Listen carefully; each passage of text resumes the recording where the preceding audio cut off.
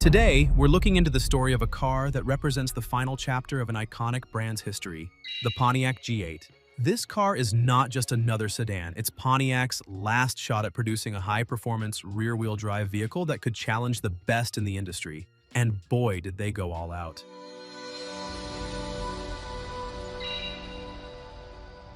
Despite wearing a Pontiac badge, the G8 wasn't even really a Pontiac. It was a rebadged version of the Holden Commodore from Australia. In the late 2000s, General Motors, which owned Pontiac, decided to bring this Australian muscle sedan across the ocean to the US, slap a Pontiac badge on it, and see what happened. Released in early 2008 in the US and later in Canada in 2009, the G8 was like a kangaroo in a muscle suit. Foreign, yet uniquely capable of taking on American muscle car standards. The G8 was a breath of fresh air for Pontiac. It was meant to replace two aging models, the Bonneville and the Grand Prix, that were long past their prime. While the Bonneville and Grand Prix were a shadow of their former selves, the G8 came out swinging, boasting impressive performance and a sleek, modern design. However, just as quickly as it arrived, it disappeared, thanks to GM going bankrupt. By December 2008, Pontiac was struggling to sell the G8. Around 11,000 unsold G8s were still sitting on dealership lots, even though only 13,000 had been sold up until then. GM, realizing it had a potential sales disaster on its hands, slashed prices by up to $5,000. Still, by July 2009, 5,000 G8s remained unsold. In total, just shy of 30,700 units found owners before Pontiac was ultimately axed. There was hope that the G8 could be revived under the Chevy badge, but GM's leadership pulled a classic just kidding.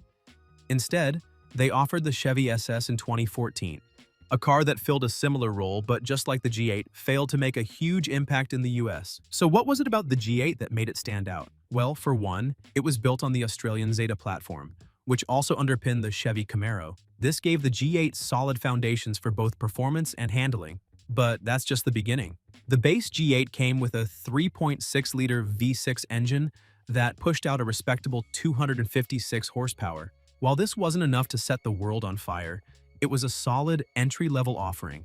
It was paired with a 5-speed automatic transmission, and it offered 17 miles per gallon in the city and 25 mpg on the highway.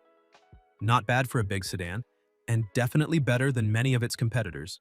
Standard features included traction control, stability control, 18-inch alloy wheels, and a nice audio system, which at the time was decent for a car in its price range. And if you wanted a bit more luxury, you could opt for the comfort and the sound package, which upgraded the audio system and climate controls, or the premium package, which added leather seating and seat heaters.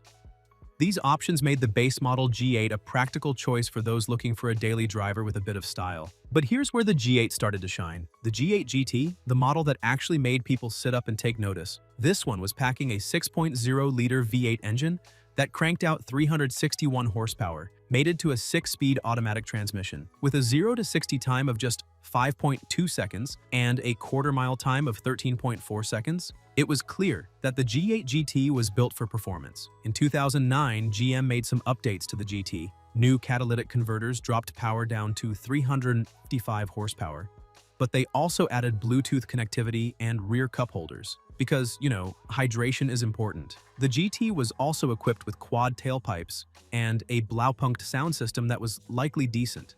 It had a refined yet aggressive look that captured attention without being over the top. The G8 GT was a great all-around performer, blending power, comfort, and a touch of luxury.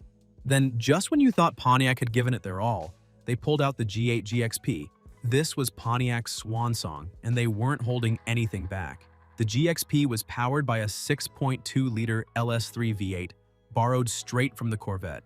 With 415 horsepower, the GXP was a beast. It could go from 0 to 60 in just 4.5 seconds and cover the quarter mile in 13 seconds flat at nearly 110 miles per hour. It was one of the fastest sedans of its time. But the GXP wasn't just about power. It had an upgraded Nürburgring-tuned FE3 suspension, Brembo brakes, a unique front bumper, and a rear diffuser that actually worked. It was a performance sedan designed for true driving enthusiasts. You could even get it with a Tremec 6-speed manual transmission, which made it a rare find for gearheads who wanted a more hands-on driving experience.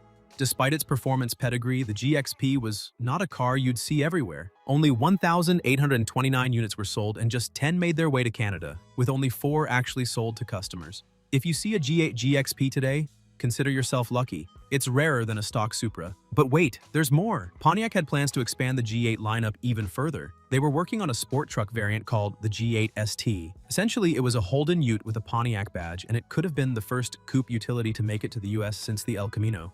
Unfortunately, the G8 ST, like many of Pontiac's future plans, was cancelled in 2009 due to GM's financial troubles. There was also talk about bringing the Holden Commodore Sport Wagon to the US. But given how poorly the Dodge Magnum had done, GM probably made the right call by scrapping those ideas. So how did the G8 drive? In short, it was a monster, especially the GXP. The LS3 engine gave the GXP 15% more power than the GT, and with either the 6-speed automatic or manual transmission, it was an absolute blast to drive. The handling, especially considering it weighed around 4,000 pounds, was exceptional. The G8 shared much of its chassis with the Holden Commodore and the Chevy Camaro, giving it a solid foundation for performance. The FE3 suspension, along with 19-inch wheels, provided impressive grip and cornering ability. Stability control was there for those who wanted a safety net, but for those who were feeling adventurous, you could turn it off and let the rear tires slide around a bit. Braking performance was top-notch, thanks to the Brembo brakes up front with large rotors and alloy calipers. It took just 117 feet to go from 60 to 0 miles per hour, although under extreme use you might feel the ABS kicking in.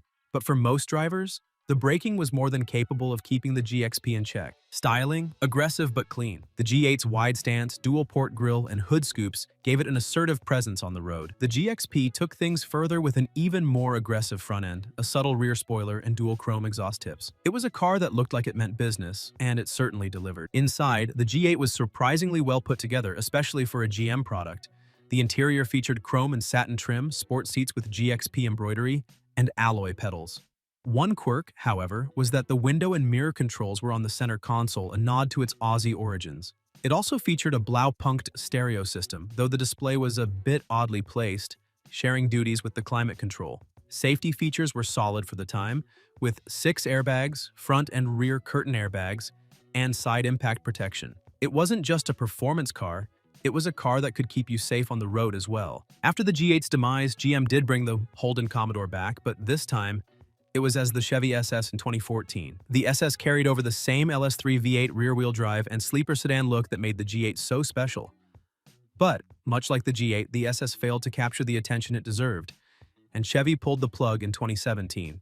The G8 had it all: power, performance, style, and handling, but thanks to bad timing and GM's financial troubles, it never had the chance to reach its full potential. If Pontiac had survived, who knows what could have been? Maybe a supercharged GXP or a proper successor to continue the legacy? Instead, we're left with fond memories and a handful of rare survivors still out there cruising the streets.